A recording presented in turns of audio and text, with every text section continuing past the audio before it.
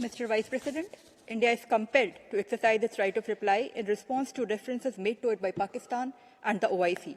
We categorically reject the baseless and malicious allegations made by Pakistan. We also categorically reject the references to J&K made by the OIC. Pakistan's propaganda is designed to mask its domestic failures and support for terrorism. Its misuse of the OIC coordinator's role only reinforces this deception. We have no desire to dignify such propaganda. However, we would like to make a few points. For the record, Jammu and Kashmir was, is, and will always remain an integral and inalienable part of India. The only unresolved issue is Pakistan's illegal occupation of Indian territories and their return. Mr. Vice President, Pakistan's propaganda cannot obscure the reality of repression in Pakistan-occupied Jammu and Kashmir. The ongoing tragedy in Rawalakot, the killing of hundreds of civilians, and the brutal crackdown across Pakistan-occupied Jammu and Kashmir are the predictable outcome of a system built on forcible occupation and sustained through repression.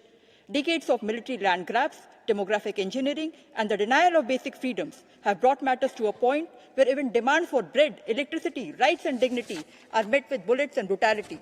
This should surprise no one. An illegal and illegitimate occupation can be sustained only through force. Mr. Vice President, this is the country where the sitting defense minister boasts of hosting, training, and deploying terrorists as state policy, and yet Pakistan calls itself a victim of terrorism. Indeed, a paradox which only Pakistan could sustain. It is a living example of a Frankenstein state which is shocked when its own monster bites back. Mr. Vice President, our position on Indus Water Treaty is well known. It defies logic that a state which exports terror as an instrument of policy continues to demand the privileges of cooperation predicated on goodwill and friendship. It is equally undeniable that the treaty is now outdated. No technical arrangement can remain frozen in time while the world around it is transformed. A treaty negotiated in 1960 cannot be treated as a perpetual entitlement, which is insulated from accountability, detached from present-day realities, and untouched by the profound changes of the past 6 decades. The escalating impacts of climate change, advances in technology, and the growing imperative for sustainable clean energy demand a re-evaluation of the treaty's relevance and applicability.